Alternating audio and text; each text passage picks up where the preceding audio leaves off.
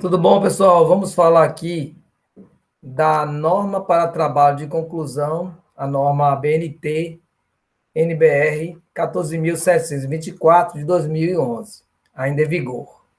Isso para aqui, para o canal Ciência 10, né? Nesse curso aqui que está acontecendo no Instituto Federal da Bahia. Primeiro, né, nós temos que ver o texto. Ele fala que a BNT visa oferecer de forma clara e eficiente um roteiro prático para a orientação dos interessados em organizar e redigir informações de maneira adequada ao caráter técnico-científico de um texto, observando as regras exigíveis à sua excelência acadêmica e profissional. Então, a ideia realmente é buscar um nível de excelência acadêmica e um nível de organização. Então, a norma vigente para trabalhos técnicos científicos. O que seria esse trabalho acadêmico, técnico científico? É um documento que apresenta o resultado de um trabalho científico, sendo um dos principais requisitos para as conclusões, né, para a conclusão de cursos de graduação, especialização, mestrado e doutorado. E seriam eles os TCCs, né, os trabalhos de conclusão de curso, que seriam monografia, artigo, as dissertações, que são de mestrado, e as teses de doutorado. E o documento deve apresentar o resultado de um estudo, devendo expressar conhecimento do assunto escolhido, que deve ser obrigatoriamente emanado da disciplina, módulo, estudo independente, curso, programa e outros ministrados. Uma condição sine qua non é a questão da coordenação de um orientador. O trabalho deve ter um orientador. Estamos falando aqui de um trabalho acadêmico. Então, se você já é um pesquisador e quer fazer um artigo para uma revista, você pode fazer de forma solitária, ter um autor único. Mas, nesse caso, num trabalho acadêmico, é necessário que exista um orientador. Aqui são os elementos que formam um trabalho, né? Os pré-textuais, textuais e pós-textuais. Vamos falar de cada um. O pré-textuais, esses de vermelho aí são obrigatórios, capa, folha de rosto, resumo, abstrato em inglês e sumário. Aí os outros são complementares, mas também importantes. Os textuais, a gente pode deixar claro que tem que ter a introdução e a conclusão. E aí, ao centro, que é o desenvolvimento, você pode ter a diferença entre os objetivos do seu trabalho. Se ele é experimental, essa primeira estrutura aí, a gente destaca o método. Se é um caso específico, né, um estudo de caso, um caso clínico, tem que apresentar bem o caso. E se é teórico, é mais básico assim, tem a revisão de literatura de discussão. Revisão de literatura de discussão não pode faltar em nenhum dos tipos de desenvolvimento, né?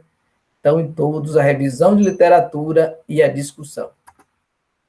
E os pós-textuais são as referências que não podem faltar de forma alguma, atualizadíssimas pela BNT 6023. Os apêndices são os complementos feitos pelo autor e o anexo dos documentos externos. No caso do Ciência 10, os módulos são para perguntar, experimentar, é só começar. O módulo 2, para perguntar e responder, melhor saber. E o 3, se é para experimentar, vamos fazer. Esses são os 3 módulos ligados aos eixos temáticos, ambiente, vida, universo e tecnologia. E esse curso, então, ele parte desde o início da parte da observação. Para perguntar, experimentar, é só começar. Então, há uma ideia de construção do TCC desde o início. Então, você tem no primeiro módulo aí detalhado, né? Na disciplina 2, TCC 1, Ciência 10, começando a experimentar e pensar no TCC. Então, já tem que começar a pensar naquela estrutura da BNT que a gente está falando.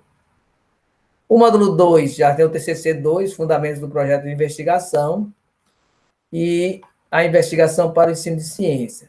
Então, você já vai estruturando o seu trabalho desde o início, para chegar no final, no módulo 3, com 90 horas, né, realizar o seu projeto de investigação em sala de aula, ok? No caso, estamos vivendo um momento de pandemia, provavelmente a sala de aula virtual seria utilizada nesse caso. Em termos de estrutura, a gente pode falar que estrutura física, né? As fontes estão aí descritas, o papel, A3322 é um A4. Você também tem um espaçamento em meio nas partes do texto, pré-textual, pós, e também o espaçamento simples nas questões de citações, como estão aí descritos. Nós temos as siglas também muito importantes, elas devem vir mencionadas pela primeira vez no texto de forma completa, né? A BNT, aí, ó, no final, ela entra como a sigla, depois você não precisa mais falar da parte total do texto, você usa a sigla. Aí também tem as equações de fórmulas, que devem ser numeradas à direita, como está aí.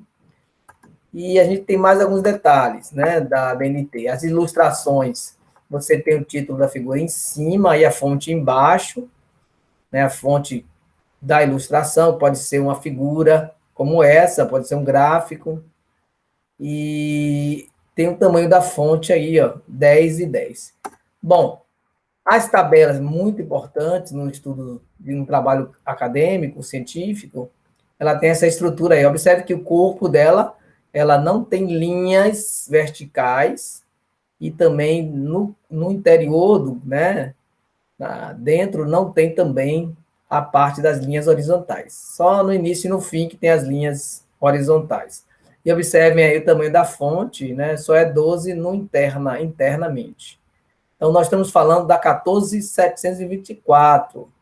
Então, se há alguma norma diferente que você está utilizando, especificamente de um curso, né, ela pode estar indo ao encontro ou de encontro à norma, mas a norma diz isso que está aqui.